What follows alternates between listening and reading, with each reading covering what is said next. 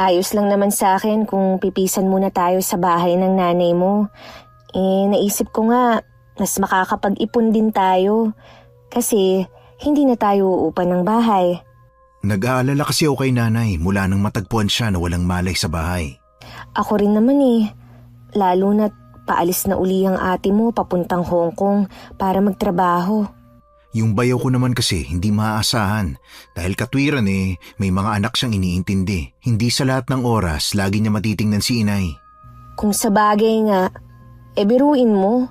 Katabi lang ang bahay nila Kapit-bahay pa ang nakadiskubre na walang malay ang inay mo.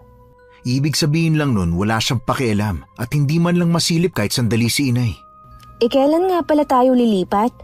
Alam na ba nila na titira tayo doon? Si inay lang ang nakausap ko. Hintayin lang daw nating makaalis ang ate. Okay, magliligpit na rin muna ako ng mga gamit natin. May mga tao talagang makakapal ang mukha at hindi na marunong mahiya. Ang gusto lang laging pakabeg pero hindi marunong magbigay. Para silang lintang nakakapit. Hanggat may nasisipsip na dugo, hindi sila titigil. Hello, Miss Gwen. Mapagpalang araw sa inyo at sa lahat ng mga nakikinig ngayong araw. Tawagin niyo na lang ako sa pangalang Joanne. 30 years old, pamilyadong tao. Sa kasalukuyan, masaya kaming namumuhay ng asawa at anak ko kasama ng mabait kong biyanan na babae. Ang gusto ko pong ikwento ay tungkol sa bilas ko. Kung paano siya naging sakit ng ulo at problema sa aming lahat may ilang taon na rin nang nakakalipas. Oh, bayaw! Napadalaw kayo. Kanina pa ba kayo dumating? Galing kasi ako sa paghahatid sa mga bata Kararating lang namin. Kasama mo ba si Joanne? Oo, nasa loob siya kasama ni inay. Nag-aayos ng mga gamit. Magtatagal ba kayo rito? Dito na kami titira ng asawa ko para may makasama si inay. Mahirap na kasing maulit yung nangyari dati tapos wala siyang kasama. Alam ba to ng ate Virgie mo? Kami lang ni inay ang nag-usap. Ay, dapat pinapaalam mo pa rin sa ate mo. Hindi yung basta na lang kayong lumilipat dito. Hindi naman kami sa bahay niyo titira Bakit kailangan ko pang magpaalam kay ate? Ang akin lang naman, respeto sa kapatid mo bilang panganay. Bahay ito ng mga magulang namin, kaya kay inay lang kami dapat magpaalam. At pumayag naman si inay dahil alam niya na wala siyang ibang maaasahan dito dahil nasa abroad ang ate para magtrabaho. Naalala ko nga pala, bayaw. May gagawin pa ako sa loob ng bahay. Saka na lang tayo magkwentuhan, ha? Sige, papasok na rin ako sa loob. Tutulungan ko pa sa pag-ayos yung asawa ko. Hindi pa man kami nakakalipat, alam na naming hindi gusto ng bilas ko na tumira kami sa bahay ng biyanan ko. Ayaw kasi niyang napupuna ang mga ginagawa niya. Hindi na rin kami nabigla nang tumawag ang hipag ko sa nanay nila. Mukhang nakapagsumbong na agad ang bilas ko sa asawa. Ano pong sabi ni Ate Virgie? Tinatanong niya kung totoo daw bang dito kayo titira na mag-asawa. Ano daw ang dahilan? Pinaliwanag ko naman. Mukhang hindi niya nagustuhan ng pagpayag ko na dumito kayo tumira. Baka naman ang may ayaw yung asawa niya. Ang laki talaga ng impluwensya ni Bayaw sa kanya. Kahit sino pa sa kanila, walang karapatang tumutol kung dito man kayo tumira sa pamamahay ko. Ako lang ang pwedeng masunod dito. Malamang kung hindi man ako tawagan ni Ate Virgie, i-chat ako noon. Basta, wag mo lang sabayan ang init ng ulo ng ate mo para magkaintindihan kayong dalawa. Oo naman po, hindi naman ako katulad niya na laging galit Intindihin mo na lang. Hindi ganun kadali ang trabaho ng ate mo bilang DH sa ibang bansa. Siya naman po kasi ang may gusto nun Sinabihan na natin siya dati na mahirap kung siya magtatrabaho at malalayo sa mga anak niya. Kaso nagmatigas siya Mahirap din naman sa ate mo na malayo sa mga anak. Pero wala naman kasi siyang pagpipilian. Paano kinukonsintirin niya ang katamaran ng asawa niya? Mula nang magpakasal sila, hindi man lang nagkaroon ng permanenteng trabaho yun. Ay, ilang beses na yang sinabihan ng ate mo, pero ayaw talaga magtrabaho. Tigas talaga na mukha. Alam ko na matagal ka nang naiinis dyan sa bayaw mo, pero pakiusap ko sa'yo, iwasan mo na magkaroon kayo ng hindi magandang pagkakaunawaan. Opo, Nay. Hindi ko naman kayo bibigyan ng sakit ng ulo sa pagtira namin dito. Nung hindi pa kami nagkakakilala ni Enzo, aminado din siya na naging rebelde siya at sakit ang ulo ng mga magulang. Madalas silang magtalo nun ng ama niya sa mga padalos-dalos na ginagawa niya na nagre-resulta sa kapahamakan niya. Pero nagbago ang lahat nang magkakilala kami at magpakasal. Kaya labis ang pasasalamat sa akin ni Nanay Ali. Sayang nga lang hindi ko na nakilala ang biyanan kong lalaki na ayon sa kwento ng asawa ko, istrikto pero mabait. Salamat nga pala, Iha, na pumayag kang dumito muna kayo. Yun nga lang, napalayo naman si Enzo sa trabaho niya. Napag-usapan na po namin na lingguhan na lang siya uuwi. Total naman free accommodation naman sila. Hindi na ako maiinip dito sa bahay dahil meron na akong makakakwentuhan. Hindi ko na kailangan mangapit bahay pa. Nagagalit kasi si Virgie kapag nalalaman niya na nangangapit bahay ako. Bakit naman po siya nagagalit? Tsaka, paano niya po nalalaman? Lahat kasi ng kilos ko ipinapaalam ni Philip sa anak ko. Akala kasi nila kung ano-anong ikinukwento ko. Ayaw kasi ni Virgie na malalaman ng ibang tao ang tungkol sa kanya. Hindi po ba naiisip ni Ate Virgie na naiinip din kayo? Akala kasi niya, lagi akong pinupuntahan ni Philip. Ang hindi niya alam, puro lang kayabangan ng asawa niya. Sana naman po hindi magkaroon ng problema sa pagtira namin dito. Bakit mo naman nasabi yan? Mukha po kasing ayaw nila Ate Virgie na dito kami tumire. Wag mo siyang pansinin. Naiimpluwensyahan lang yun ng asawa niya. Siya na nga itong naghahanap buhay Sunod-sunuran pa siya sa asawa niya. Siguro po, ayaw lang niya na magkasira silang mag-asawa. Patay na patay kasi ang ate mo doon kay Philip dahil gwapo daw. Gwapo na po pala yun kay Ate Virgie. Kaya nga hanggang ngayon, napapaisip pa rin ako kung paano siya na-in-love sa asawa niya. Minsan ngang sumagi na rin sa isip ko na baka nagayuma si Virgie. Posible nga rin po. Lalo na totoo naman talaga ang gayuma. Naniniwala ka rin pala sa gayuma? Oo naman po. Sa katulad ko na laking probinsya, marami na akong nasaksihan ng mga ganong kaso. Kung tama nga ang hinala natin, mahirap na humanap pa ng lunas. 3 na kasi ang anak nila Kawawa naman kung maghihiwalay ang mga magulang nila. Hindi ko nilang binanggit pa kay Nanay Ali na biktima rin ng gayuma ang nanay ko dahilan para iwan niya kami. Sariwa pa sa akin noon ang bigla niyang pagbabago. Ang dating malambing at masayahin na babae na palitan ng pagiging bugnutin. Hanggang nabalitaan na lang namin na meron siyang kinakatagpo noon. At tuluyan na nga siyang sumama rito. Nagawa naman namin siyang dalhin sa albularyo pero wala na raw magagawa ang manggagamot. Dahil nahuli na kami ng paglapit sa kanya. 1 linggo na kaming nakatira sa bahay ng biyanan ko nang pumunta si Kuya Philip. May hinihingi siyang pabor sa biyanan namin na kung maaari pakitingnan ng mga anak niya. Dahil may pupuntahan siya at bukas pa ang balik. Nandiyan naman si Joan Baka pwedeng pakiusapan siya na tulungan kayo sa mga bata. Saan ka ba pupunta? May reunion kasi ang mga kaklase ko nung high school. Overnight kasi sa isang resort Alam ba ni Virgie ang lakad mo? Opo. Nung 1 linggo pa ako nagsabi sa kanya. Sabi nga niya ibiling ko na lang sa inyo yung mga bata. Sige. Ako na lang bahala sa mga apo ko. Paalis ka na ba? Nakabihis ka na kasi Opo, paalis na rin ako. Nasa loob po ng bahay yung mga bata nanonood ng TV. Siya. Mag-iingat ka sa pupuntahan mo, ha? Salamat po. Sige na, aalis na ako. May oras pa talagang magliwaliw. habang nagpapakahirap sa ibang bansa ang asawa. Saan po pupunta si Kuya Philip? Naku, ikaw pala, Iha. Ay, para ka naman pusa. Hindi ko man lang naramdaman ang paglapit mo.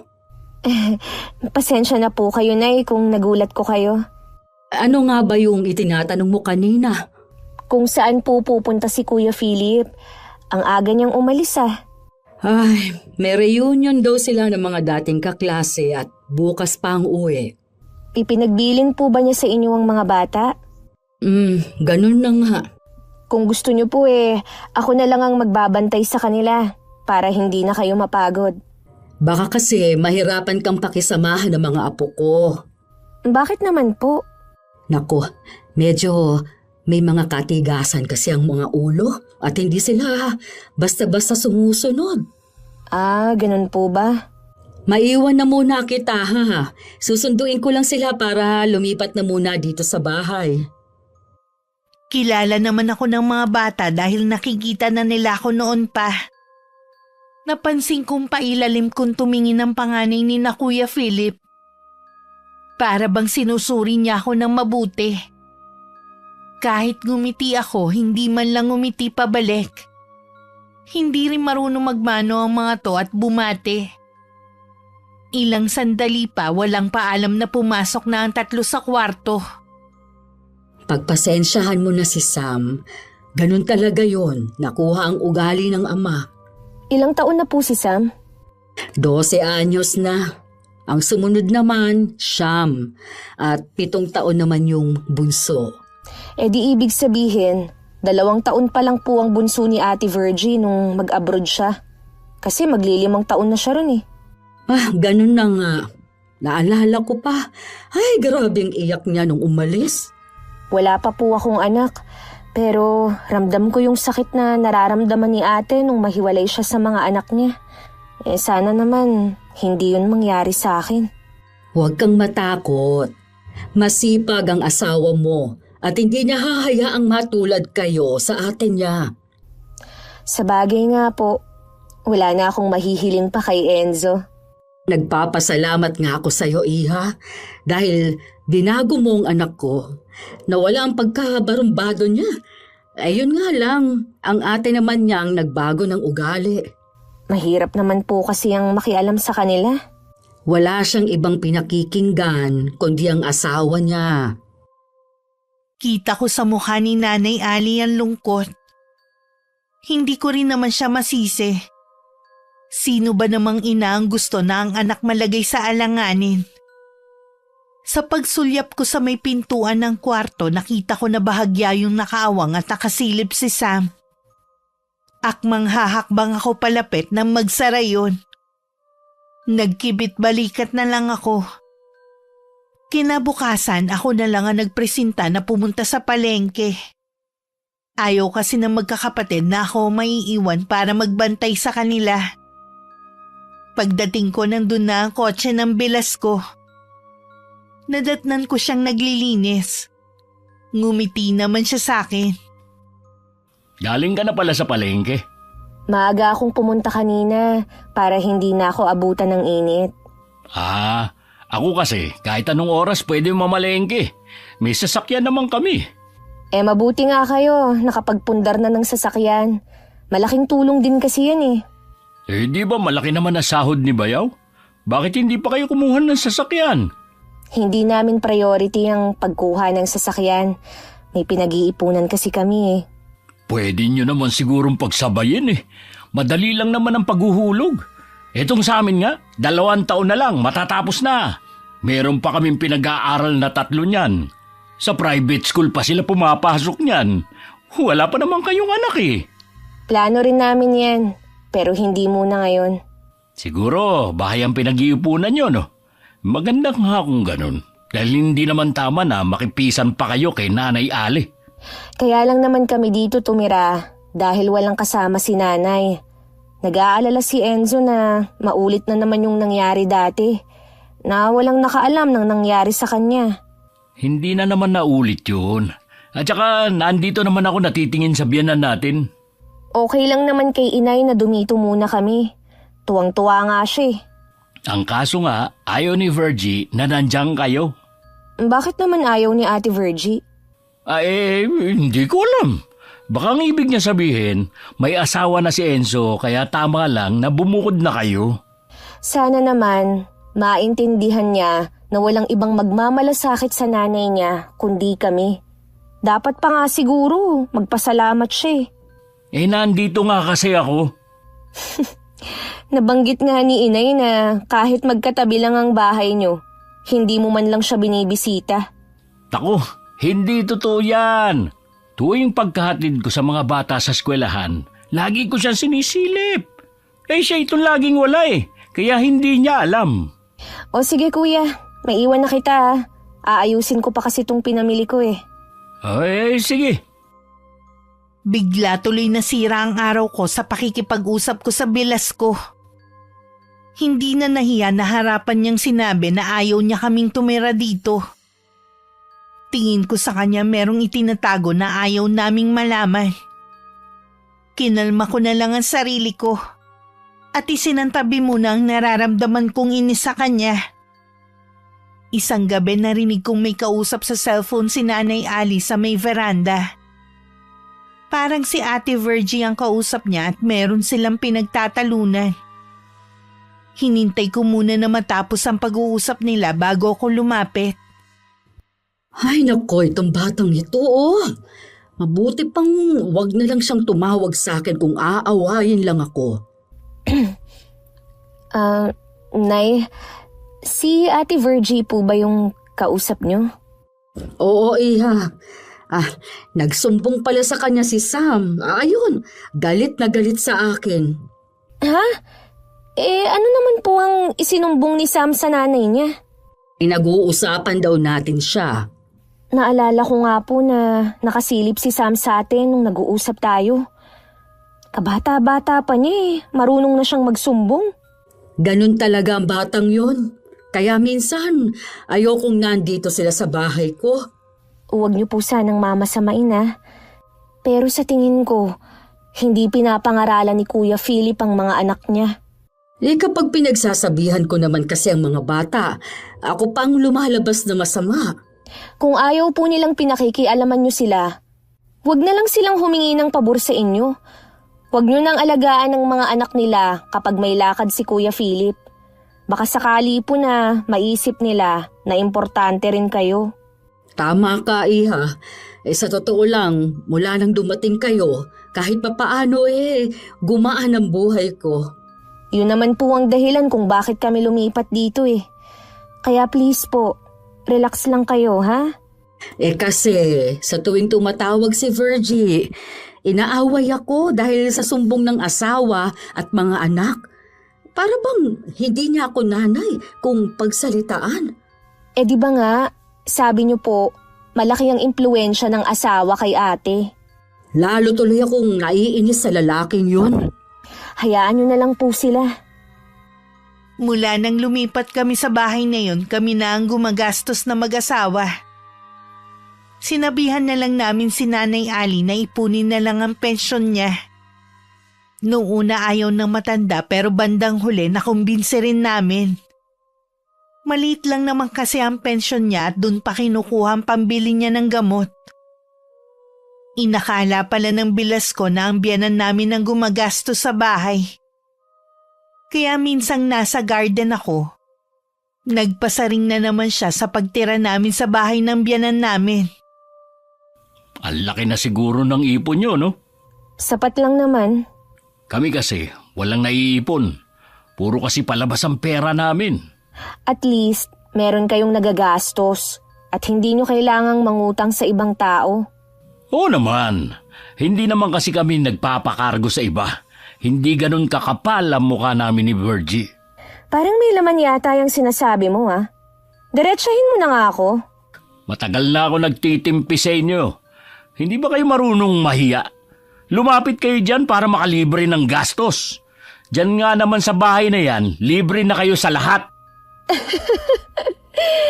Yan ba ang ipinuputok ng butsi mo, ha? Akala mo, si Nanay Ali ang gumagastos sa bahay na yan? Hindi ba? Para sabihin ko sa'yo, Kuya Philip, Mula nung lumipat kami rito, kami na ang gumagastos. Hindi naman siguro lingid sa'yo na maliit lang ang pensyon ng biyanan natin. Huwag mo kaming itulad sa'yo na buong buhay na lang umaasa sa asawa, imbis na ikaw ang magtaguyod sa pamilya nyo. Ano ba pakialam mo? Eh ikaw, ano bang pakialam mo sa pagtira namin dito? Wala akong pakialam. Si Virgie nga kasing ayaw na nandiyan kayo. Paano kasi? Wala ka nang ginawa kundi sulsulan ng asawa mo. Kung ano-ano rin ang isinusumbong mo. Natural, dahil nagtatanong siya sa akin. Imbis na isipin mo ang kapakanan ng asawa mo sa ibang bansa, gusto mo pa, meron pa siyang alalahanin. Palibhasa kasi, hindi mo naranasan ang magtrabaho, kaya wala kang ideya kung gaano kahirap ang sitwasyon ng asawa mo. Huwag mo nga akong tinatalikuran, ha? Ayokong mag-aksaya ng panahon sa isang lalaki na puro yabang lang. Pumasok na lang ako sa loob ng bahay. Gusto ko sanang magsumbong kay Enzo pero naisip ko na sarilinin ko na lang muna ang nangyari. Ayoko naman ako pa ang dahilan ng pag-aaway ng dalawa. Kung ako iniisip ko ang kapakanan ng pamilya, kabaliktaran naman ng bilas ko. Nang mismong araw na yun, nagsumbong siya sa asawa. Tumawag naman si Ate Virgie sa nanay niya. Galit na galit ito at inuutusan ng biyanan ko na paalisin kami sa bahay dahil kung hindi na raw niya padadalhan ng nanay niya. Tumigil ka nga, Virgie! Wala kang karapatan na utusan ako, ha? Anong pinapadala mo? Mula na magtrabaho ka dyan, 5, wala akong natatanggap sa'yo. Ako pa ngang pinalalabas mong sinungaling, ha? Tanungin mo ang asawa mo kung saan na pupunta. Wag mo na ulit akong tatawagan kung pagsasalitaan mo lang ako ng hindi maganda. Nay, pasensya na po kung dahil sa akin eh. Wala ka namang kasalanan. Sinagot mo lang naman ang mayabang na yon. Kaya pala, ganun na lang makautos sa akin si Virgie. Akala niya, natatanggap kong mga padala niya. Kailangan kong kausapin niyang si Philip. Nakita ko pong umalis silang mag-aama kanina. Duwag talagang lalaking yun. Alam niyang kakausapin ko siya kaya tumakas na naman. Gawain na niya talaga yun. Sigurado sa mga magulang niya siya pupunta at magpapalipas na naman ng ilang araw. Hindi ko akalain na ganun kalala ang ugali ng bilas ko. Tama nga, kapag nakasama mo na ang isang tao, tsaka mo lubos na makikilala ang tunay nitong ugali. Ay, siya nga pala, Iha. Huwag mo na lang sana itong babanggitin kay Enzo, ha? Itong nangyari na to sa bahay. Huwag po kayong mag-alala, Nay. Wala naman akong balak na magsumbong sa asawa ko eh. Ayoko naman kasi na lumaki palalo ang gulo. Mabuti ka pa, ganyan mag-isip. Hindi ka tulad ni Philip. Mabilis pa sa 4:00 nagsumbong sa asawa sabay takas. Hindi po porke umalis siya, matatakasan na niya ang ginawa niya. Lagi ko na lang kasing iniisip si Virgie, kaya hindi ko makumpronta ang asawa niya. Pero si Philip, wala man lang pakialam sa kanya. Naaawa nga ako dahil umiiyak siya habang kausap ako kanina. Pagod na nga daw siya at kaunti lang ang tulog. Masamang balita pa ang maririnig niya. Dapat po, ang sisihin niya si Kuya Philip. Yun nga ang sabi ko. Pero ipinagtatanggol pa rin niyang asawa. Dapat siguro nakakapag-relax po kayo. Kapag po umuwi si Enzo sa Sabado sasabihan ko po na mamasyal naman tayo. Sige, Iha. Gusto ko yan. Tsaka, pwede ba nating dalawin ang puntod ng tatay nila Enzo? Oo naman po. Wala naman pong problema Matutuwa pa nga po si Enzo niyan. 2 araw bago umuwi ang bilas ko.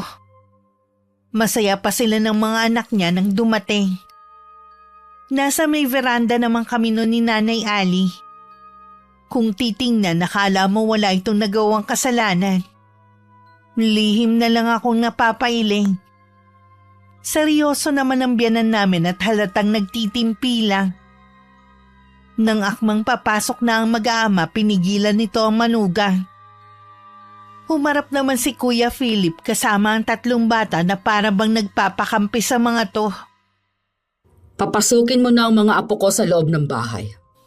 Ano po bang sasabihin niyo sa akin? Ang sabi ko, papasukin mo na ang mga bata sa bahay ninyo. Ayokong marinig nila ang anumang pag-uusapan natin. O baka naman, gusto mo pang magpakampi sa mga anak mo. Mga bata, narinig niyo naman si Lola. Pumasok muna kayo sa bahay. Sam, ayusin mo na yung mga dala natin, ha? Ayan, wala na po ang mga bata. Ano po ba yung sasabihin niyo? Talaga bang hindi mo na ako nire-respeto bilang biyenan mo, ha? Hindi ko po kayo maintindihan, Nay. Kaya pala ganun na lang ang tonong ginagamit sa akin ni Virgie. At kulang na lang, utusan ako dahil akala niya yung perang ipinadadala niya na para sa akin ay nakukuha ko. Kasi po, Nay. Huwag mo nang tangkain pa na magpalusot. Ang kapal pa ng mukha mo na panay sumbong ka kay Virgie. Kaya lang naman po ako nagsumbong kay Virgie dahil hindi ko nagustuhan ang mga pangiinsulto ni Joan sa akin. Mula nung dumating sila mag-asawa akala mo kung sino na sila. Bakit? Naiinsulto ka ba? Kahit papaano sila, hindi pa bigat na katulad mo. Naging 3 na ang anak ninyo, hindi ka pa rin nagbabago. Sabihin mo kay Virgie na wala kang ibinibigay sa aking pera. Tawagan mo ngayon si Virgie. Mamaya na lang po. Ngayon na, ito ang cellphone ko. Tawagan mo na siya. Ayoko na dahil sa pera, mag-aaway kaming mag-ina. Nay naman, maliit na bagay lang naman po yun Ibibigay ko naman po sa inyo yung pera. Huwag ka nang marami pang sinasabi. Tawagan mo na ngayon ang asawa mo. Dahil kung hindi, palalayasin kita sa bahay ninyo.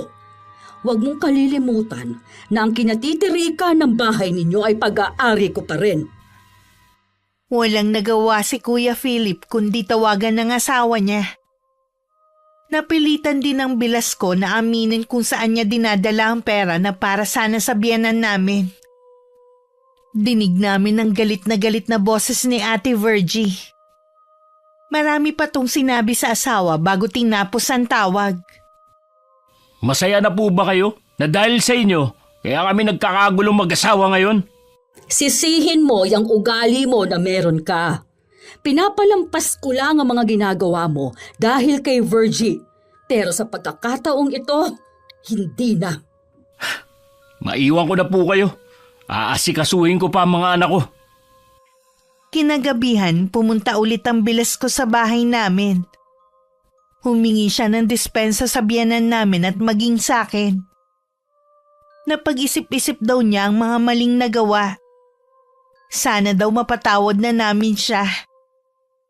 Natuwa naman si Nanay Alice sa kanya. Pero ako, ibang kutob ko sa inaarte niya. Pakiramdam ko, pakitang tao lang ang ginagawa niya.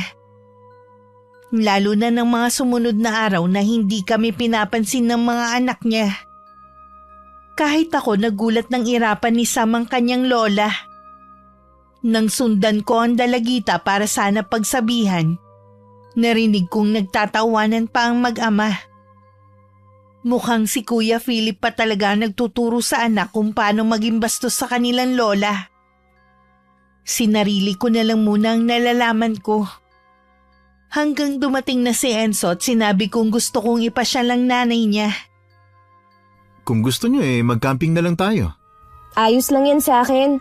Namimiss ko na nga rin ang mag-camping Gusto ko yan, anak, para maiba naman.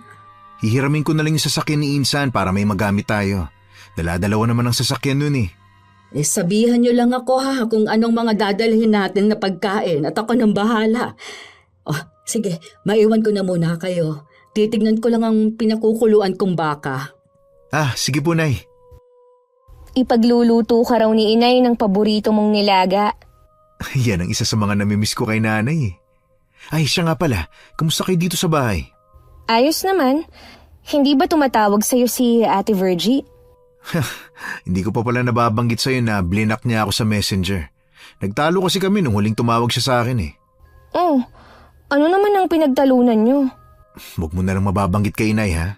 Gusto niyang umalis tayo sa bahay na to. Parang gustong angkinin ni ate ang bahay at lupa namin dahil siya daw ang mas may karapatan dahil siya ang panganay. Nag-aral naman ng ate mo, pero parang hindi niya ginagamit. Paano nga kasi sinusulsulan ng asawa? Wala na siyang ginawa kundi maging sunod-sunuran sa bayaw kong inutil. Gusto ko na ngang kausapin eh. Kaya lang pagdating ko biglang pumasok sa loob ng bahay nila. Hindi yun haharap sa'yo dahil alam niyang may nagawa siyang kasalanan sa'yo. Hindi man ngayon pero kailangan mag-usap kami. Dadalawa na nga lang kami magkapatid ni ate. Ayokong magkalayo pa ang loob namin nang dahil lang sa kanya. Iba nga kasi ang ugali ng bayaw mo. Sobrang kapal ka mo ng mukha niya. Kinabukasan pagkatapos ng almusal namin tsaka kami lumakad. Wala rin ang mag-aama at nauna pang umalis sa amin. Akala siguro ni Kuya Philip sa bahay lang maglalagi ang asawa ko kaya umiwas siya. Bago kami nagpunta sa campsite, dinalaw muna namin ang puntod ng ama ni Enzo. May 1 oras din kami doon bago umalis.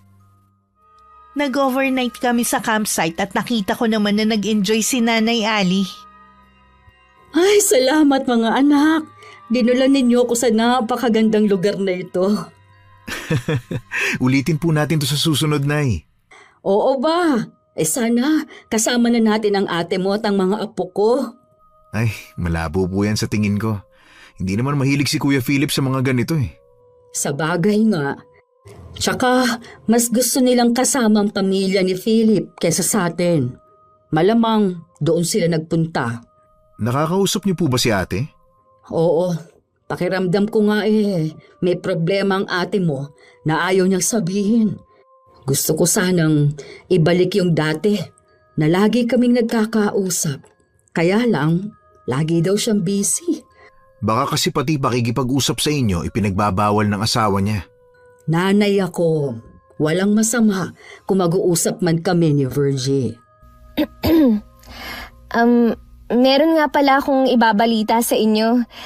Pasensya na kung puputulin ko muna ang pag-uusap niyo Nung 1 araw ko pa kasi ito nalaman.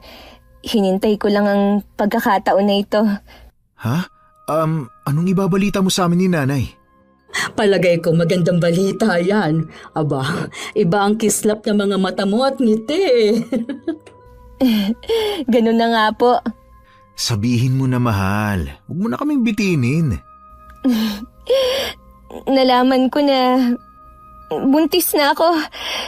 Magkakaanak na tayo, Enzo. Ha? Buntis ka? Ay, sa wakas! Magkakaapo na rin ako sa inyo. Ano ka ba, Enzo? Hoy, natulala ka na dyan. Yes! Sa wakas, magiging tatay na rin ako! Dinabati ko kayo. Yun lang ang masasabi ko. Dahil alam ko naman na magiging mabuti kayong mga magulang. Salamat po, Nay. Kailangan siguro mag-uwian na ako para pagdating ko maalagaan kita. Huwag kang ang OA dyan. 2 buwan pa lang naman itong tiyan ko Kaya ko naman ng sarili ko. Tama naman ang asawa mo, Iha. Mabuti na yung lagi mo siyang nasa tabi. Di bali nang mahirapan ako sa pag-uwi. Basta araw-araw kitang nakikita. Ikaw ang bahala. Inaalala ko lang kasi na gabi ka na makakauwi. Tapos, kailangan maaga ka pa ring aalis ng bahay. Sabihan mo lang ako kung anong mga hinahanap mong pagkain, ha? Minsan kasi may mga buntis na maselan. Sa tingin ko naman po wala akong hinahanap na pagkain. Hindi nga ako nakakaramdam ng hilo at pagduduwal na karaniwang nararamdaman ng buntis. Kaya ko lang po naisipan mag-pregnancy test dahil 2 buwan na po akong hindi nagkakaroon. Sa palagay ko po, swerte ang pagtira namin sa bahay niyo, Nay. Hindi talaga ako nagkamali sa desisyon ko na sa araw na yun na lang sabihin. Mas naging maalaga at malambing si Enzo sa akin. Maging ang biyanan ko, lagi akong pinapaalalahanan sa mga dapat at hindi ko dapat gawin habang nagdadalang tao ako. Naaawa lang ako sa asawa ko dahil lagi siyang uwian sa bahay. May naisip tuloy akong solusyon para hindi na siya mahirapan sa pagbiyahe. May ilang taon na rin mula nang maibenta ang lupa namin na minana ko sa tatay ko. Dahil 2 lang naman kami magkapatid, malaki-laki rin ang perang pinaghatian namin. Naisip kong bumili ng sasakyan. Sigurado ka ba? Oo naman. Ayoko kasing nahihirapan ka sa pagbabiyahe mo. Tsaka makakatulong din naman yun sa atin eh. Nakakahiya naman na pera mo pang gagamitin natin. Ano, mag-asawa naman tayo. Ang pera ko, pera mo na rin. O sige, basta ako nang bahala sa bahay natin at sa iba pa nating kailangan. Tingnan mo nga, 2 linggo ka palang nag-uuwian. Pumayat ka na. Kulang din kasi sa tulog eh. Pero kapag may sasakyan na tayo, hindi na ako laging nagmamadali. Tama bang narinig kong kukuha kayo ng sasakyan? Opo, Nay. Ang akala ko ba bahay ang priority ninyo? Si Joa naman po ang bibili. Yung perang pinagbentahan ng bahay at lupa nila ang gagamitin namin. Ganun ba? Makakasakay naman ba ako kung sakali? Oo naman po. Salamat naman kung ganon. Kasi sa sasakyan ng ate mo, ni minsan hindi pa ako nakakasakay. Lagi na lang ang kamag-anak ni Philip ang hinahayaan niyang sumakay. Ate mo naman ang naguhulog. Ay, napakakapal talaga ng bayaw ko para pagdamutan kayo. Kapag po may sasakyan na tayo, kahit saan nyo gustong pumunta makakapunta na tayo. Madalas lang naman na sa palengke ako pumupunta Ihahatid pa rin po namin kayo. Tuluyan na nga lumayo ang mga bata sa amin. Kahit kasi tawagin namin sila para magmerienda, hindi sila pumupunta. Minsan narinig ko pang sinabi ni Sam sa lola niya na ang lolo at lola lang daw nila sa side ng amang tinuturing nilang kamag-anak. Balak ko sanang pagsabihan ng bata pero pinigilan ako ng biyanan ko. Bastos po ang batang yun Hindi tama na pagsalitaan niya kayo ng ganon. Hayaan na lang natin. Si Virgie na lang ang kakausapin ko. Pasalamat nga sila. Nagkaroon sila ng mabait na lola. Iba na talaga ang ugali ng mga kabataan ngayon. Palagay ko po, tinuturuan din ng ama. Hindi naman siguro, Iha. Narinig ko po minsan si Kuya Philip Talaga? Pambihira naman siya. Wala nang ang trabaho. Hindi pa maturuan ng magandang asal ang mga anak. Kung ayaw po nila na pumunta rito sa bahay para magmerienda, wag na lang natin silang pilitin. Ipaaalam ko pa rin ito kay Virgie. Bahala na kung paniwalaan niya ako. Matinding pagtatalo ang naganap sa pagitan ng mag-ina. Hindi kasi naniwala si Ate Virgie sa sumbong ng nanay niya. Sumama naman ang loob ng biyanan ko dahil sa masasakit na salitang binitiwan ng anak. Nadatnan ko pang umiiyak si Nanay Ali sa sala habang hawak ang cellphone niya. Hindi po ba naniwala sa inyo si Ate Virgie? Hindi lang yon. Parang hindi niya ako nanay. Pagkatapos ko siyang dalhin ng 9 na buwan sa sinapupunan ko, inalagaan at pinag-aral. Ito pa ang igaganti niya.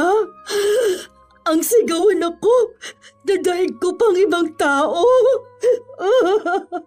Wala na po akong ibang naiisip kundi pansamantalang putulin niyo muna ang ugnayan sa kanila. Maiisip din po niya balang araw ang mga mali niyang sinabi sa inyo. Wala na talaga siyang ibang pinaniniwalaan kundi ang asawa niya. Naaawa man ako sa kanya dahil alam ko na pinipirahan lang siya ng asawa at pamilya nito. Siya naman ang bulag sa pagmamahal dito. Hindi niya makita ang mga mali ni Philip. Bulag na nga po siya sa pagmamahal. Hindi na niya naiisip na naliligaw na ng landas ang mga anak niya. Magpapahinga na muna ako at sumikip kasi ang dibdib ko. Nay, gusto niyo po bang dalhin ko kayo sa ospital? Teka lang tatawagan ko si Enzo. Huwag na ayos lang ako. Pahinga lang ang kailangan ko. Sigurado po ba kayo? Oo naman. Kahit anong pilit ko, ayaw talagang magpadala sa doktor ni nanay. Binantayan ko na lang siya sa silid niya hanggang makatulog siya. Hindi naman ako mapakali hanggat hindi ko nakakausap si Kuya Philip. Kaya lumabas ako para harapin siya. Nagkataon namang nasa labas siya ng bahay at may kausap sa cellphone. Nang makita ako, agad na siyang nagpaalam sa kausap sa kabilang linya. May kailangan ka? Sumama ang pakiramdam ni inay dahil sa pagsagot-sagot ni Sam sa lola niya. Ayun ba? Bata lang yung anak ko. Sana hindi na lang pinansin ng inay. Akala mo yata, hindi namin alam na tinuturuan mong maging bastos ang mga anak mo sa amin? Hoy, huwag mo pagbibintangan ha. Narinig ko kayo mismo ng anak mo. Itatanggi mo pa ba? Hindi ko alam kung ano sinasabi mo. Basta ang alam ko lang, kayo tong pumapatol sa bata. So kami pa pala ang masama, ganun ba? Dahil sa maling tinuturo mo, nagkasagutan ng mag-ina. Gusto mo ba silang tuluyang magkasira, ha? Hindi ko na problema yun. Nasa tamang pag-iisip ka pa ba?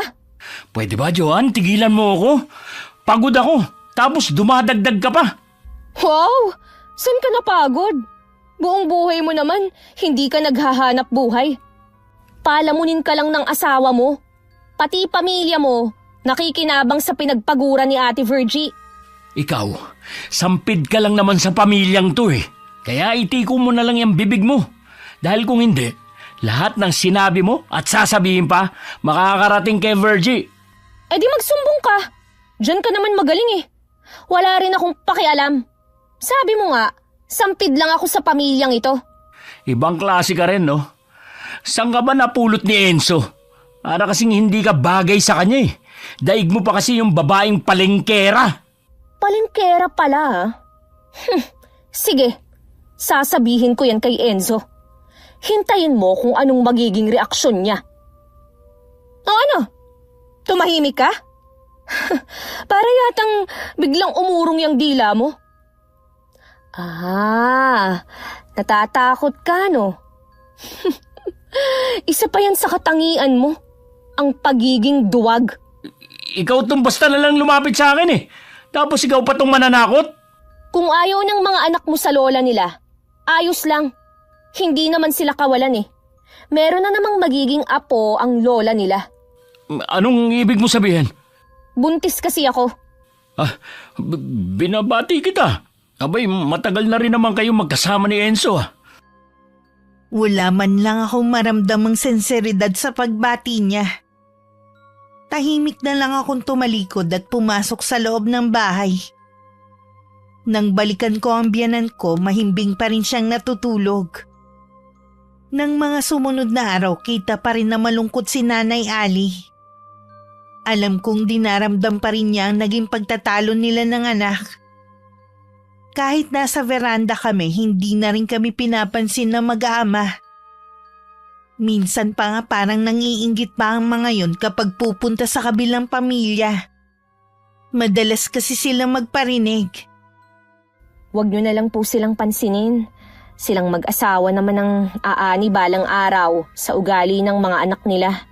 Darating din ang panahon na sila rin ang gaganyanin ng mga batang yan. Mas masakit ho yun sa magulang. Masakit naman sa akin bilang lola na hindi sila pansinin. Ang problema nga po, hindi na nila kayo nire-respeto. Kung ang tinuturing lang nilang kapamilya, yung sa tatay nila, wala na po tayong magagawa. Oo nga. Yan ang lagi kong sinasabi noon kay Virgie. Iba ka ako kapag ang ina ang hindi gumabay sa mga anak. Pag uwi po niya, sigurado akong magugulat siya sa resulta ng pag-alis niya. Minsan, nababaliwala rin ang pagkita ng pera kung hindi naman lumaking mabubuti ang mga anak. Ay, mabuti ka pa. Malawak ang pag-iisip. Marami lang po akong napulot na mga pangaral kay tatay nung nabubuhay pa siya. Tuwing binabanggit mong tatay mo, punong-puno ng pagmamahal at respeto. Siguro, responsable at mabait siyang ama. Sayang nga lang, hindi na kami nabigyan ng pagkakataon na magkakilala. Mabait po talaga si Itay. Buong buhay niya, ibinuhos na lang niya sa amin pagkatapos nilang maghiwalay ni Inay noon. Kaya tingin ko, hindi na kita kailangang gabayan pa. Magandang pagpapalaki sa'yo ng itay mo. Kailangan ko pa rin po ang gabay niyo, lalo na sa pagbubuntis ko. Marami pa akong hindi alam. Huwag ka mag-alala. Aalalayan kita hanggang manganak ka. Sabihan mo lang ako kung ano pang mga kailangan mo. Para na rin ako nagkaroon ng pangalawang ina sa katauhan ng biyanan ko. Kaya nasasaktan din ako kapag nakikita ko siyang umiiyak at nalulungkot. Hindi man lang naisip ng bilas ko na swerte sila sa matanda at hindi ito katulad ng ibang mga biyanan. Ilang araw nang wala ang mag-aama sa kanila. Kaya ako nasabi dahil wala ang kotse nila. Kaya ako lang napansin dahil lagi akong nasa labas ng bahay para magpaaraw. Excited na rin ako dahil ilang araw na lang darating na rin ang kotseng binili namin. Inayos na nga ng biyanan ko ang gilid ng bahay. Inalis niya doon ang mga lumang gamit para hindi maging sagabal. Hindi ka ba papasok? Mainit na ang sikat ng araw sa balat. Maya-maya po, Nay. Wala pa rin pala ang mag-aama mo. Ilang araw na ba silang wala? Pang-4 na araw na po ngayon na wala ang sasakyan nila dyan. Baka may okasyon sa partido ni na Philip. Tumatagal kasi sila doon kapag may okasyon. Nay, ni minsan po ba inimbita kayo ng pamilya ni Kuya Philip? Maliban nung kasal ng dalawa, hindi na ulit ako nakatungtong sa kanila. Kahit nung nandito pa ang ate Virgie mo, hindi naman niya ako isinasama. Mabuti ka pa nga nun. Birthday at binyag ng pamangkin mo inimbita mo ko. Siyempre naman po. Parte na kayo ng pamilya namin. Ay, halik ka na sa loob. Mahapdi na talaga sa balat ang init. Sige po. Kapag pala dumating na yung sasakyan, gusto kong pumunta kay na Kuya Jonathan. Sumama po kayo Sigurado na magugustuhan niyo yung bago nilang tinitirhan. Lumipat na pala sila ng bahay? Doon po kasi sa dati, umuupa lang sila. Kailan daw ba ilalabas sa kasa yung sasakyan? Kung hindi raw po bukas, sa makalawa. Meron lang po kasing inaasikaso si Enzo sa trabaho. Saktong 5 araw dumating na rin ang kotse na napili naming mag-asawa. Dumiretso na rin kami sa simbahan para ipabless yun sa kakilalang pari ni Nanay Ali. Kumain na rin kami sa labas para selebrasyon na rin. Pag-uwi namin, wala pa ring tao sa kabilang bahay. Mga kapitbahay namin ang unang nakaalam. Naalam ko agad na totoo ang saya nila para sa amin. Hindi ka ba napagod? Hindi naman. Bakit mo naman naitanong? Hawak mo kasi ang tiyan mo Medyo nanigas lang ang tiyan ko. Pero ayos lang naman ako. Siya nga pala, kailan pa wala ang mag-aama? Pang 5 araw na ngayon. Kung tatanungin mo ko kung saan sila nagpunta, hindi namin alam. Dahil hindi naman sila nagpapaalam tuwing aalis sila. Kahit nakikita nila kami sa may veranda. Tumatanda talagang paurong yung bayaw kong yun. Hindi na rin namin sila pinakikialaman. Dahil sa ipinapakita ng mga pamangkin mong kabastusan sa nanay mo. Wala naman kasi silang matututunan sa tatay nilang makapal. Anong ituturo nun na maganda? Kawawa pa rin syempre ang mga bata. Dadalhin kasi nila yun hanggang paglaki At yun din ang sasalamin sa mga magulang nila. Di anihin nila. Wala naman dapat sisihin kundi sila rin Pwede bang sa araw na wala kang pasok dalawin naman natin si Kuya Jonathan? Oo naman, isama natin si Inay. Sinabihan ko na siya. Sa pang-6 na araw may tumigil na kotse sa tapat ng gate. Akala ko may bisita kaya lumabas ako para tingnan. Pero ganun na lang ang gulat ko nang bumaba si Kuya Philip at mga bata. Kahit nakita nila ako na nakatayo sa labas ng bahay ni hindi man lang sila sumulyap sa akin. Tuloy-tuloy lang sila sa bahay nila. Nagtataka man, nagkibit balikat na lang ako at saka pumasok na ulit sa bahay. Mag-isa lang ako ng mga sandaling yun. Dahil nasa palengke ang asawa ko at biyanan. Makalipas ang 1 oras, dumating na rin ang mag-ina. Ako mismo ang nagbukas ng gate. Isinasara ko na ang gate nang biglang lumabas sa bahay nila ang mag-aama. Puno ng pagkamangha at kuryosidad ang mga mukha nila habang nakatitig sa kotse. Hindi na rin namin sila pinansin. Noong gabi, nasa labas si Enzo dahil nagyuyosi nang lumapit ang bayaw niya. Kanino mo to nahiram? Buti pumayag na overnight dito. Hindi mo ba nakikita na bago lang yung plaka? Anong ibig mo sabihin? Kumuha kayo? Binili namin. Talaga? Saan naman kayo kukuha ng pera? Oh, may nakakatawa ba? Wala naman. Kung hindi ka naniniwala, tanungin mo ang pinsan namin ni ate na si Brent. Siya kasi ang naging ahente namin. Bakit nga pala naisipan niyong bumili? Akala ko ba hindi yan ang priority niyo? Lahat naman pwedeng magbago. Oo nga pala, nasaan ang kotse niyo ni ate? Ha? Nandun sa bahay ng mga magulang ko. Kumusta na nga pala si ate Virgie? Hindi pa kami nagkakausap eh. Hindi mo man lang siya kinukumusta? Baka naman kapag hihingi ka ng pera at saka mo lang siya maaalalang kumustahin. Lagi naman niyang kausap yung mga bata. Iba rin kapag kinukumusta mo siya. Ikaw ang asawa eh. Sige, mamaya tatawagan ko siya bago matulog. Ibang klase ka rin no? Kung hindi ko pa sinabi, hindi mo pa talaga maiisipan na tawagan si ate. Alam mo ba kung gaano kahirap ang buhay ng OFW? Yung mawalay sa mga mahal mo sa buhay? Dapat nga ikaw yung nandun at hindi si ate Virgie. Siya naman ang nagdesisyon na mag-abroad eh, hindi ako. Sabi ko nga, dito na lang siya magtrabaho. Naliliitan kasi sa sahod. Dapat naman kasi ikaw ang naghahanap buhay, hindi siya. O kaya pareho kayong magtrabaho. Gustuhin ko man, wala namang magbabantay sa mga bata. Sus, dati naman nag-aalok si inay na siya na lang muna mag-aalaga sa mga anak ninyo. Pero matigas talaga ang mukha mo na hindi magtrabaho. Wala akong pakialam kung ano opinion mo sa akin. Basta nagkakaintindihan kami ni Virgie. Oras na matauhan ng kapatid ko, siguradong sa kangkungan ka pupulutin. Pwede ba, bayaw? Hindi ko kayo pinakikialaman ha, kaya huwag mo rin kaming pakialaman. Bakit ka lumapit sa akin kung ayaw mo palang pinapakialaman? Gusto ko lang namang malaman kung kanino tong kotse. Ngayon alam mo na, ayoko nang lalapit ka pa sa amin. Kala mo yata hindi ko alam ang pambabastos ng mga anak mo kay inay. Mga bata lang naman yun eh. Bakit ba pinalalaki nyo pa? Palibhasa kasi nagmana sa'yo, kaya okay lang na maging bastos. Ayoko makipagtalo sa'yo. Mabuti pa, papasok na ako sa bahay. Bago tumalikod si Kuya Philip, sinulyapan pa niya ang kotse na may inggit sa mga mata. Hindi naman yun nakaligtas sa paningin ng asawa ko. At naiiling na lang na pumasok na rin sa loob ng bahay. 1 linggo na mula nang makauwi ang mag-aama, wala pa rin ang sasakyan nila. Hindi rin pumapasok ang mga bata sa eskwelahan na labis na ipinagtataka ng biyanan ko. Gusto sana niyang tanungin si Kuya Philip pero pinigilan ko siya.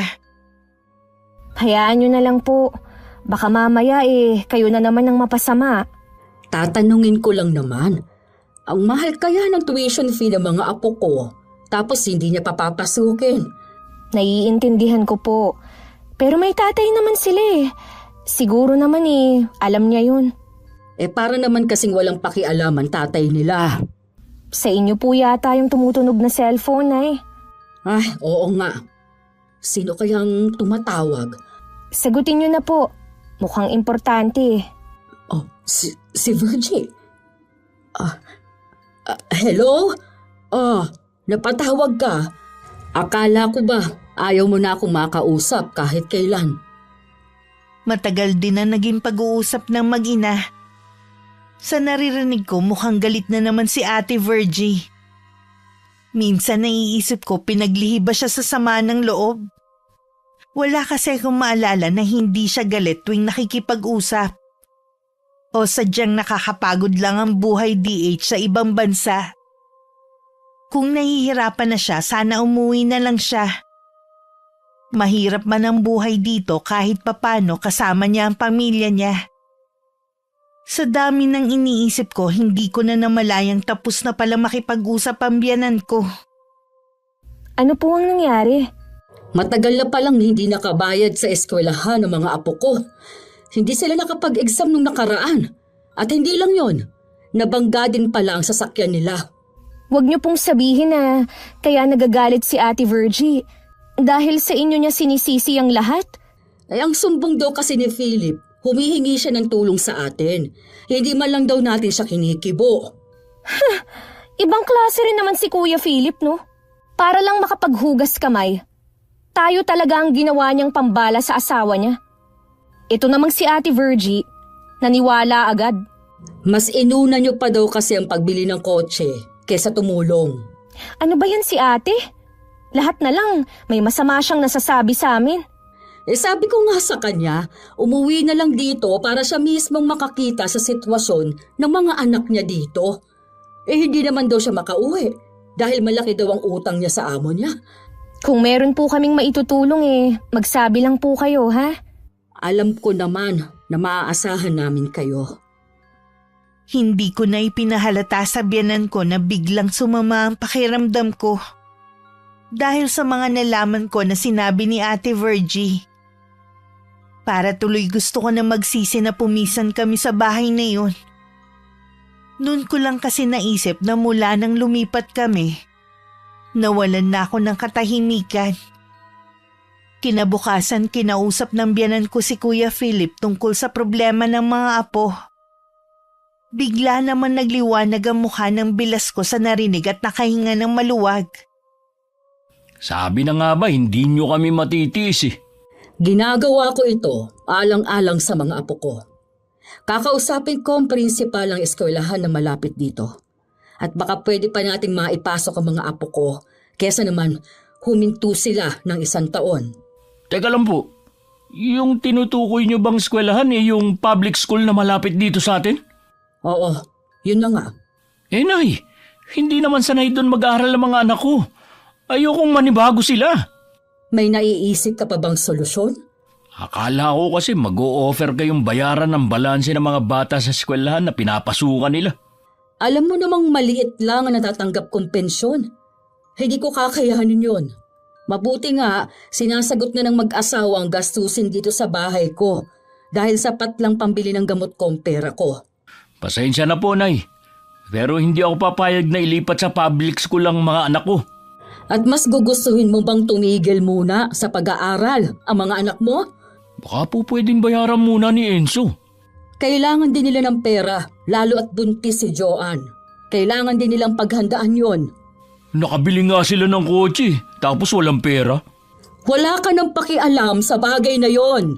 Pera ni Joanne ang pinambili nun, at ni Piso, walang ambag si Enzo. Pamangkin naman po nila yung mga anak ko. Hindi man lang ba sila naaawa? Ayoko sanang sabihin ito pero sumusobra ka na talaga.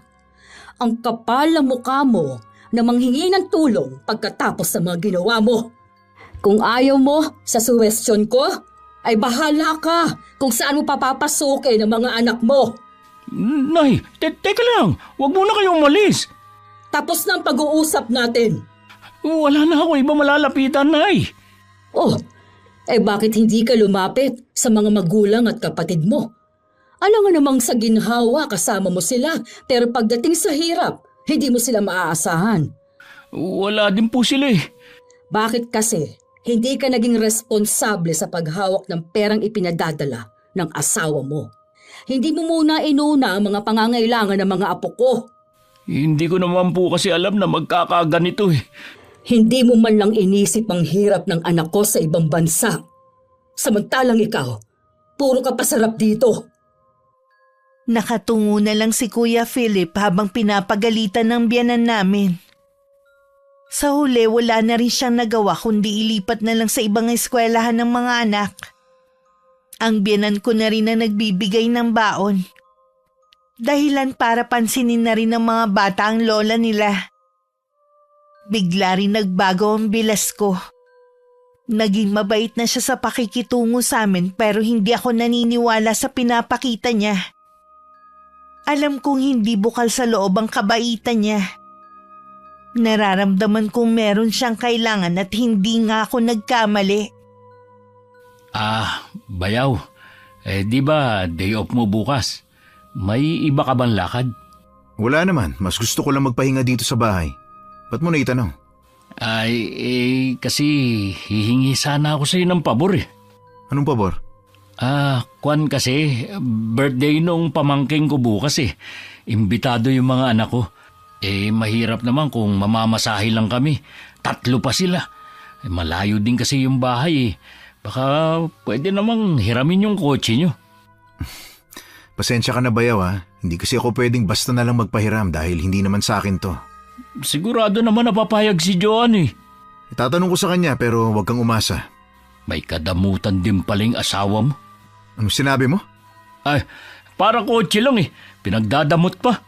Bakit ikaw? Madamot ka rin naman ah. Hindi naman kasi ako nagbabayad ng sasakyan namin dati. Wala yung ipinagkaiba ngayon. Umalis ka na nga sa harapan ko. Baka kung ano pang magawa ko sa'yo. Nitong mga nagdaang araw, madalas akong tanghali na magising. Hindi rin kasi ako agad nakakatulog sa gabi. Hindi ko natuloy maasikaso ang asawa ko bago siya pumasok sa trabaho niya. Mabuti na lang maunawain siya at naiintindihan ang sitwasyon ko. Kahit inaantok pa, bumangon na ako at nagpunta sa kusina para magtimpla sana ng gatas nang marinig ko na may kausap ang biyanan ko.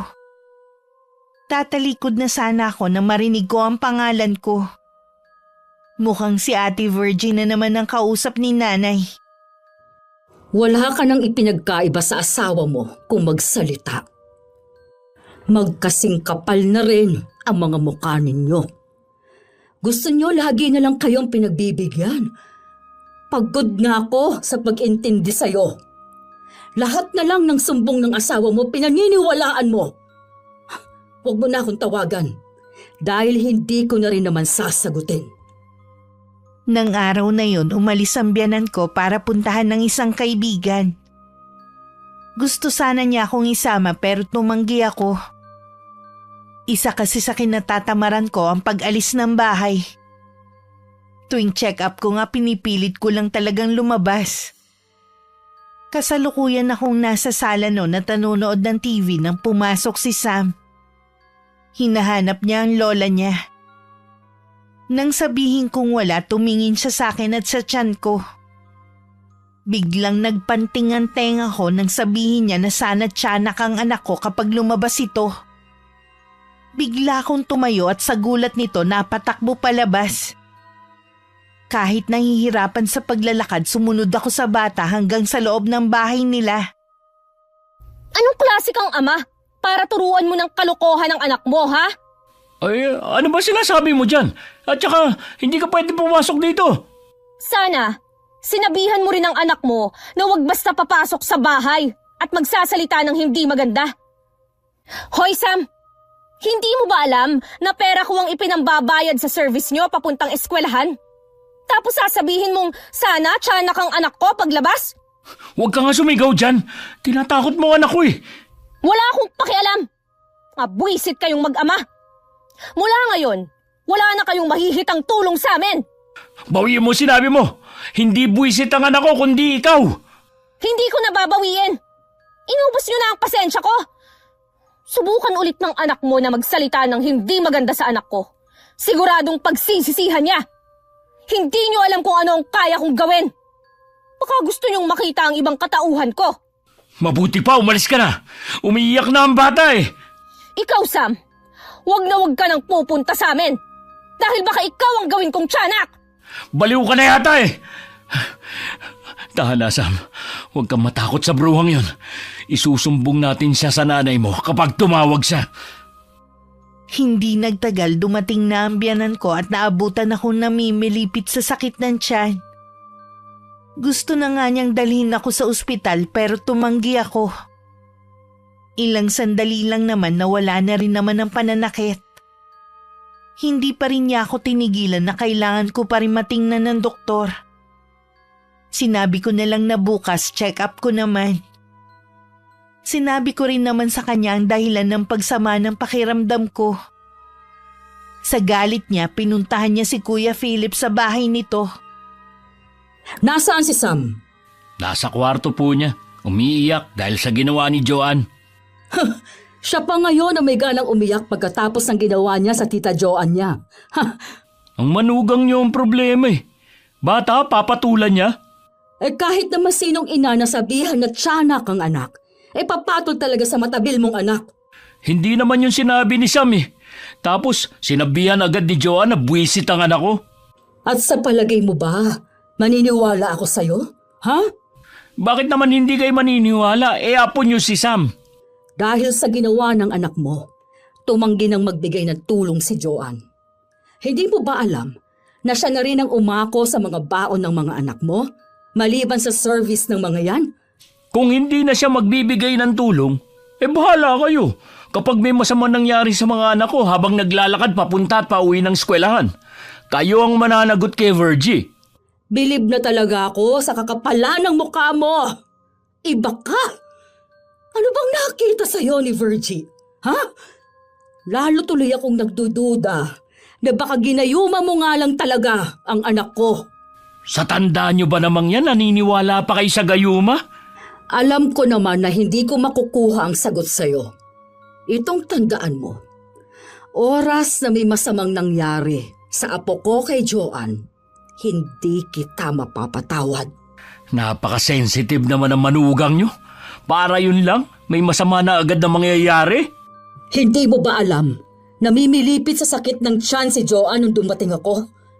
Ipagdasal mo na walang masamang mangyari sa kanya dahil hindi lang ako ang makakalaban mo.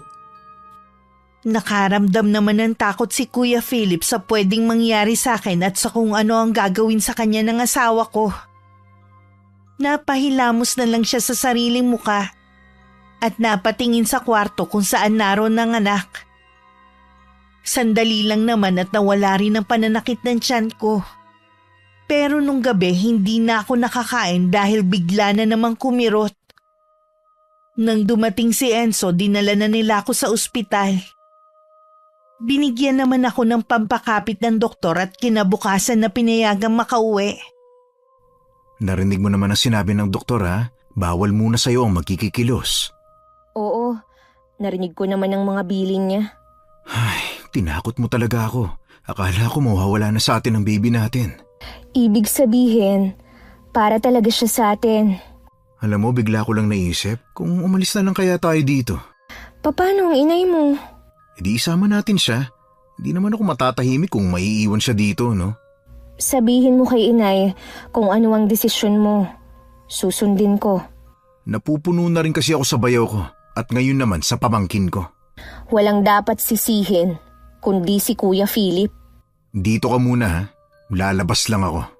Kung balak mong kausapin si Kuya Philip, sa tingin ko wala namang mangyayari. Parang hindi naman kasi pumapasok sa utak niya yung mga sinasabi natin. Bibigyan ko lang siya ng leksyon para alam niya kung saan lulugar. Sige na, magpahinga ka na lang. Ano? Enzo! Bumalik ka! Hayaan mo na lang siya! Hindi na pinansin ni Enzo ang pagtawag ko sa kanya. Nag-aalala man hindi naman ako makasunod sa kanya para pigilan siya sa balak niyang gawin. Umaasa na lang ako na pipigilan sila ng biyanan ko. Paglabas ni Enzo, tumuloy siya sa bahay ng bayaw niya. Sakto namang palabas ng pinto ang lalaki kaya agad siyang binigwasan ng asawa ko. Aray, bakit mo ako sinuntok? May gana ka pa talagang magtanong ha? Kaya nga nagtatanong kasi hindi ko alam eh. Kung natuluyan na wala ang anak namin ni Joanne, hindi lang yan ang aabutin mo sa akin. Baka nakakalimutan mo.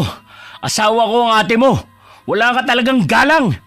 Hindi ka naman talaga karapat dapat igalang. Wala kang ang buto para itaguyod ang sarili mong pamilya. Wala ka nang pakialam sa bagay na yan. Walang pakialam ha? Di huwag kayong hihingi sa amin ng tulong. Wala na rin aasahan yung mga anak mo. Makakaraos din kami. Ngayon lang naman kami nagipit eh. Oras na magpadala uli si Virgie, babalik na uli sa dati ang lahat. Hindi na kayo makakaahon dahil baon din si ate sa ibang bansa dahil sa inyo. Mismong pinsan namin na kwinentuhan niya ang nagsabi. Biruin mo, 5 taon nagsakripisyo ang kapatid ko sa wala. May usapan na kami. Hanggat hindi nakakatapos sa mga anak namin, magtatrabaho siya doon. Ang kapal mo? Imbis na ikaw ang nandoon, kapatid ko pa talaga. Mabuti pa bumalik ka na sa pamilya mo. Total wala ka namang silbi dito eh. Sino ka para paalisin ako dito, ha? Sige, hayaan mong si inay ang magpalaya sa'yo.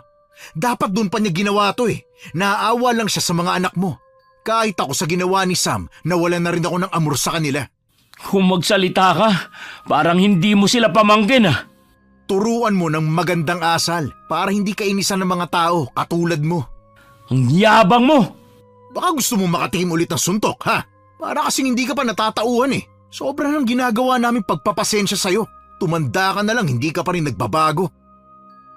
Sa dami ng mga masasakit na salitang natatanggap mula sa asawa ko ang bilas ko.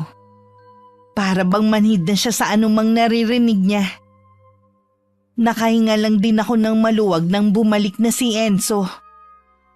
Halata pa rin sa kanyang mukha ang galit. Pinilit ko na lang din makapagpahinga at binilinan siya na wag nang lalabas ng bahay. Epekto siguro ng gamot na iniinom ko, mabilis akong inantok at nakatulog. Dun lang tumayo si Enzo at lumabas ng silid namin. Gusto niyang kausapin ng nanay niya tungkol sa pagpapaalis kay Kuya Philip. Masyado naman yatang malupit ang gusto mo mangyari, anak. Tanggapin na lang po natin na hindi na magbabago ang asawa ni ate.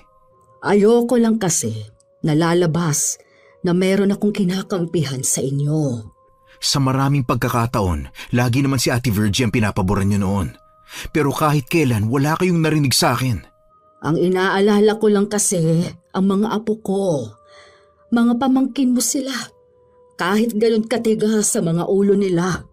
Ayaw naman nilang makinig sa inyo. Eh di dun sila sa kamag-anak ng tatay nila.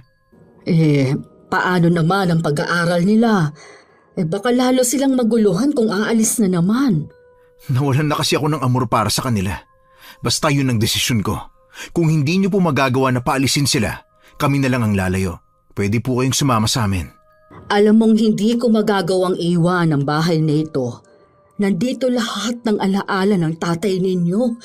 Hindi naman po habang buhay na mawawala kayo sa bahay na ito. Hayaan mo. Pag-iisipan ko yung sinabi mo. Pasensya na po kayo, Nay, kung naipit kayo sa sitwasyon namin. Ilang araw lang naman bumuti-buti na ang pakiramdam ko. Hindi pa nga lang ako pinapayagang lumabas ng biyanan ko. Nasa silid pa ako noon nang marinig ko ang ingay sa labas. Dahil sa kuryosidad, lumabas ako. Nasa sala na ako nang makita kong sinisigawan ni Sam ang lola niya. Grabe talaga ang batang yun. Dapat talaga, tinuturuan na siya ng leksyon. Bago pa ako tuluyang makalapit sa may pintuan, nakita kong itinulak ni Sam ang matanda dahilan para mawalan ng balanse at matumba. Siguro napalakas ang pagkakatulak niya. Kahit ang bata natulala sandali bago lumapit ang ama na nandun lang pala at hindi man lang inawat ang anak. Dahil nabigla rin ako, hindi agad ako nakakilos sa kinatatayuan ko. Napansin kong hindi pa rin bumabangon ang biyanan ko, yun pala nawalan siya ng malay. Nang makalabas ako at malapitan siya, wala na ang mag-ama. Humingi na lang ako ng tulong sa mga kapitbahay para madala sa ospital si Nanay Ali. At saka ako tinawagan si Enzo. Kamusta na si Inay? Wala pa rin siyang malay. Sabi ng doktor, maayos na raw ang lagay niya. Nag-request pa rin ako ng CT scan para masiguro na wala talagang pinsala ang ulo niya. Ano bang nangyari? Nakita ko na sinisigawan ni Samang lola niya. Bago pa ako makalapit, naitulak na niya si Inay. Tapos bigla na lang silang nawalang mag-ama. Sa mga kapitbahay ako humingi ng tulong. Mapapagalitan ko talagang batang yon. Enzo, huminahon ka. Baka mamaya ikaw pa ang mabaliktad eh. Hindi ko naman pwedeng palampasin ang ginawa niya kay inay. Walang dapat sisihin, kundi ang bayaw mo at mali niyang pagpapalaki. Hayaan na lang natin na ang karma ang maningil sa kanila. Pagkatapos ng mga nangyari, sigurado na paaalisin na sila ng inay sa bahay nila. Dahil kailangan ko pang uminom ng gamot, nauna na akong umuwi ng bahay. Pagdating sinulyapan ko pa ang kabilang bahay. Saradong-sarado yun pero alam kong nasa loob lang ang mag-aama. Pagkatapos kong uminom ng gamot, isinagawa ko na ang plano ko. Kailangan matapos ko ang orasyon bago umuwi ang mag-ina. Gamit lang ang kandila at litrato na isagawa kong kulam na magpaparusa sa bilas ko. Natutunan ko yun sa aking lola na nanay ng tatay ko. Natatandaan ko pa ang sinabi niya noon. Gagamitin ko lang ang kaalaman ko sa mga taong masasama at gusto kong bigyan ng leksyon. Salamat po Lola Caridad sa ipinamana niyo sa akin. Gagamitin ko lang po ito ngayon para turuan ng leksyon ang taong ubod ng kapal ng mukha. Pangako, ito na ang una at huli na gagamitin ko ang kaalaman kong ito. Hanggang makauwi si nanay sa bahay, hindi man lang nagpakita ang mag-aama sa amin. Nalaman naming nagalit pala si Sam sa lola niya dahil nalaman ng bata na wala nang tutulong sa kanila. Ayaw daw nito na maglakad papunta at pauwi ng eskwelahan. Kung ano-ano na daw ang sinasabi nito. Hindi lang inaasahan ng matanda na itutulak siya ng apo. Hindi na rin namin napigilan si Enzo na sumugod sa kabilang bahay. Pero hindi inaasahan ng asawa ko ang madaratnan. Sa bungad pa lang ng pinto, umaalingasaw na ang kakaibang amoy. Wala ring sumasagot sa pagtawag niya. Ano bang amoy yun? Hindi ba sila naglilinis ng bahay nila? Kuya Philip! Nasaan kayo? Huwag mo akong taguan! Alam kong nandyan ka! Enzo, nandito sa kwarto. Nandyan ka lang pala? Kanina pa ako tawag ng tawag, hindi ka man lang lumalabas. Ganyan ka ba talaga? Kuya Philip? Anong nangyari sa'yo? Tulungan mo ko, Enzo. Hindi ko alam kung ano nangyayari sa akin. Kahapon pa masama ang pakiramdam ko eh. Wala akong tigil sa pagsusuka. Hindi rin ako makakain dahil lasang kalawang yung pagkain. Tapos, ito, nagkaroon na ng butlig yung balat ko. Sobrang kati na hindi ko mapigilan na kamutin. Hindi ko naman alam na magsusugat. Nasaan na nga pala mga bata? Nung nasa ospital kayo, pinasundo ko sila sa kapatid ko. Nakita mo kung anong resulta ng pagpapalaki mo sa mga pamangkin ko? Yang nangyayari sa'yo, karma na yan. Tulungan mo ako, bayaw. Tulungan mo ako madala sa ospital. Baka malala na ang sakit ko. Bakit hindi ka humingi ng tulong sa pamilya mo? Hindi daw nila ako matutulungan. Alam ko nandidiri lang sila sa akin. Pagkatapos ng mga ginawa mo, sa amin ka pa talaga hihingi ng tulong. Bahala kang mabulok dyan. Bayaw! Huwag kang umalis, bayaw! Para walang awa! Huwag mo kong iwan dito! Huwag mo kong iwan, Enzo! Parang bingin na walang narinig si Enzo sa pagmamakaawa ng bayaw niya. Pagdating sa bahay, ikinuwento naman niya ang nangyayari kay Kuya Philip. Tahimik lang ako at hindi nagbibigay ng anumang opinyon. Kahit masama ng ginawa ng bilas ko, nag-aalala pa rin ang biyanan ko sa kanya. Hindi mo siya dapat iniwan doon. Dalhin mo na siya sa ospital. May pamilya naman siya. Hayaan yung silang magdala sa kanya sa ospital. Sabi mo nga, parang wala namang pakialam ang pamilya niya sa bayaw mo. Paano? Puro pakabig lang ang pamilya niya, parang siya. Ngayon, wala nang mahihita sa kanya. Hindi na siya makahingi ng pabor. Anak, ako na ang nakikiusap. Dalihin mo na si Philip sa ospital para magamot na. Sa kwento mo pa lang, malala ng bayaw mo. Alam ko na naging masama siya sa atin, pero huwag natin siyang gantihan ng masama din. Oo na, sige na. Pero pagkatapos nito at hindi pa rin siya nagbago, pasensyahan na lang kami. Hindi ko na siya ituturing na bayaw. Dinala na nga ng asawa ko ang bayaw sa ospital. Pagdating doon, inasikaso naman sila agad. Medyo nailang pa nga si Enzo dahil nakilala siya ng ilang nurse doon. Sa ospital din kasi na yun namin dinala si Nanay Ali. Okay naman lahat ng pagsusuri sa bilas ko. Binigyan lang siya ng gamot at ointment. Pinaiiwas rin muna siya sa mga malalansang pagkain. Hindi maiwasang magtaka ni Enzo dahil kung siya ang tatanungin, alam niyang malala na ang lagay ng bayaw. Pero sa tingin ng mga doktor na sumuri, hindi naman malala ang sakit nito. Anong sabi ng doktor? Mamamatay na daw ba ako? Yan pa talagang naisip mo. Pinapauwi na nga tayo. Ha? Ang ibig sabihin, hindi naman pala malala ang sakit ko? Yun nga ang pinagtataka ko eh. Pero doktor sila, mas alam nilang nangyayari sa'yo. Sinuri ka naman nila ng mabuti. Salamat nga pala, bayaw. At dinala mo ako dito sa ospital. Ginawa ko lang to dahil sa pakiusap ni Inay. Sa kanya ka magpasalamat. Pag-uwi natin, magpapasalamat din ako sa kanya. Hindi ka lang dapat magpasalamat sa kanya. Humingi ka rin ng tawad sa mga nagawa mo. Habang pauwi, palaisipan pa rin kay Enzo ang naging pagsusuri sa bayaw niya. Para kasing may mali. Pagdating, inalalayan pa niya ang lalaki hanggang makapasok sa loob ng kwarto nito. Bago bumalik sa bahay namin.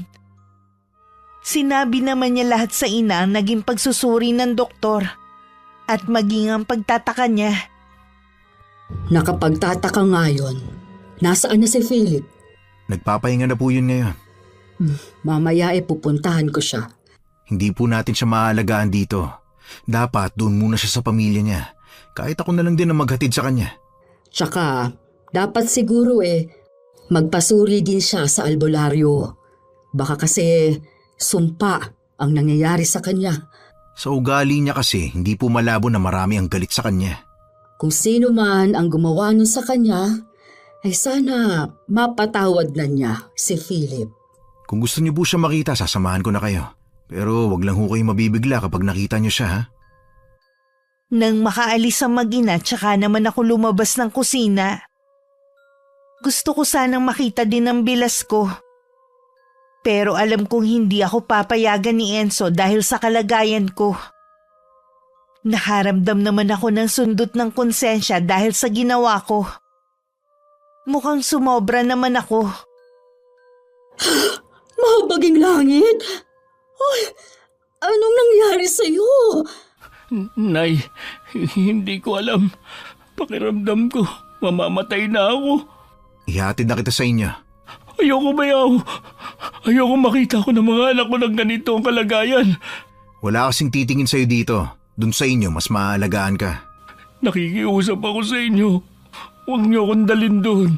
Siguradong pandidirihan lang ako sa amin. Meron ka bang nakaalitan? Yung pinagbantaan ang buhay mo? Marami. Pero hindi ko na matandaan kung sino sa kanila nagbanta sa akin. Kaya ako naitanong dahil posible kasing nakukulam ka. Kaya ba hindi makita ng doktor ang tunay kong sakit? Oo, ganun daw yun. At sa paningin ng doktor, wala kang sakit. At kapag ininom mo pa mga nasa reseta, lalong lalala ang sakit mo. Tulungan niyo ako, Nay. Ayoko pa mamatay. Kailangan ako ng mga anak ko. Oo, maghahanap tayo ng albularyo. Ingat lang po kayo dahil marami ang nagkalat na peking albularyo ngayon. Oo nga, kapag ganito pa naman na gawa ng kulam, oras ang kalaban natin. Oo nga pala. Baka po may alam si John kung paano gagamutin si Kuya Philip. Yung lola po kasi niya may alam sa kulam. Manggagamot daw yun nung nabubuhay pa. Kung ganon, kausapin mo ng asawa mo. Huwag na tayong mag-aksaya ng oras. Sige po, uwi muna ako sa bahay. Dito ko na lang kayo hihintayin. Baka hindi rin ako tulungan ni Joan dahil sa laki ng kasalanan ko sa kanya. Huwag mong isipin yan.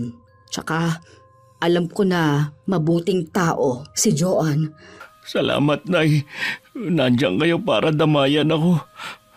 Patawarin niyo ako sa mga nagawa kong kasalanan. Napatawad na kita. At sana lang, magbago ka na. Alang-alang sa mga anak mo at kay Virgil. Pangako, magbabago na ako. Akala ko kung bakit ako hinahanap ni Enzo. Bigla kasing sumama ang pakiramdam ko kaya nahiga na muna ako. Sinabi niya na sisiguro nilang kinukulam ang bayaw niya. At wala naman silang kakilalang albularyo. Baka daw may alam ako na pwedeng makatulong sa bilas ko. Hindi ako umimik at nakatitig lang ako sa kanya. Alam ko na galit ka sa kanya. Sana isang tabi mo muna. Emergency kasi to eh. May alam ako pero hindi ko maaaring ipakita kahit kanino ang proseso bilang respeto sa namayapa kong lola. Sige, hahayaan kitang mapag-isa. Ngayon na ba? Oo, habang may sapat akong lakas. Alam mo naman na pinahihirapan ako ng pagbubuntis ko ngayon eh. Pasensya ka na ha. Kung hindi mo kaya, pwede namang... Gagawin ko. Naaawa rin naman ako kay Kuya Philip. Nang maiwan ako sa kwarto, tsaka ko kinuha ang litrato ng puno ng patak ng kandilang ginamit ko. Bawat sumpa may katapat na lunas na itinuro din sa akin ng lola ko noon. Naisip ko baka ang karma mapunta sa anak ko. Ayoko namang mangyari yun. Muli umusal ako ng orasyon para bawiin ang karamdaman na ibinigay ko sa bilas ko. Nang pumikit ako, naririnig ko pa sa isip ko ang mga hiyaw ni Kuya Philip. Alam kong hirap na siya. May 1 buwan na rin mula nang mangyari yun. Sa kasalukuyan may trabaho na ang bilas ko at iniwan na muna niya ang mga anak sa mga magulang niya. Naging malaking aral sa kanya ang nangyari para magbago. Ganon din sa akin na minsan nang nagpadaig sa galit. Ang pagganti sa kapwa ay walang maidudulot na maganda. Mas piliin pa rin natin ang maging mabuti para maging tahimik ang pamumuhay. Maraming salamat Miss Gwen sa pag-ere ng aking kwento. Naway may napulot na aral ang inyong mga tagapakinig. Wakas. Bago po tayo mag-shoutout, gusto ko muna magpasalamat kay Ang Hukom sa pag-guest niya sa ating ngayong araw. Huwag niyo pong kalilimutang mag-subscribe sa kanyang channel. Okay, shoutout po tayo. Shoutout kay Sabrina Omar. Hi kay Geraldine Rubio from Kuwait. Hello kay Cheryl Maestre from Jordan. Hi kina Miss Angelica Dalit from Infanta Quezon at Jonard Mercado ng Burdeos, Quezon. Hello kay Jenmer Garcia. Hi kay Ayesa May Sevilla. Hello kay Jessa Verdos Torres from Nueva Ecija. Shoutout sa Maragrag family at Hakoba family from Samar. Hi kay Aileen Tundag from Hong Kong. Hi kay Annalyn Siriaco from Oman. Hi kay Vilma Manabat from San Fernando, Pampanga. Hello kay Arlene Mahinay. Hi kay Romel Pero from Cavite. Shoutout sa Flores family and Dumay family of Dumangas, Iloilo. Hello kay Elizabeth Dungka. Hi kay Kulot from Hong Kong. Hello kay Lady Lynn Mapalo. Hi kay Racel Kimpo ng Navotas. Hello kay na Irene and Romar from San Mariano, Isabela. Hi kay na Chris Villanueva, Adrian Bahado at Ronald Belsa Bahado from Imus, Cavite. Hello kay Ana Rosario from Mangagoy, Surigao del Sur. Hi kina Rosa Estrada at Mama Sara. Shout out kay May Alitaw Espartero and family from Negros Occidental. Hi kay Angelina Ke. Hello kay Namara Santa Ana at Tonyo Maralit mula sa probinsya ng Marinduque. Shout out kay Mary Joy Baino at sa Baino family from Binangonan, Rizal. Hi kay Ibot Alcantara ng Mangaldan, Pangasinan. Hi kay Lily Joy Lily. Shout out sa Rubenesha family, Pajarito family, Turla family, and Baldosa family ng Northern Samar. Hello kay na Hailey, Drake, and Saline from Daan Bantayan, Cebu. Hi kay Rosemary Casonete. Hello kay Pamela Talaok from Aklan. And hi kay na Ma'am Jonaline Nesperos at Ma'am Jermaline Gakayan from LU. Maraming salamat po sa patuloy niyong pakikinig. Ingat. God bless. Ayos lang naman sa akin kung pipisan muna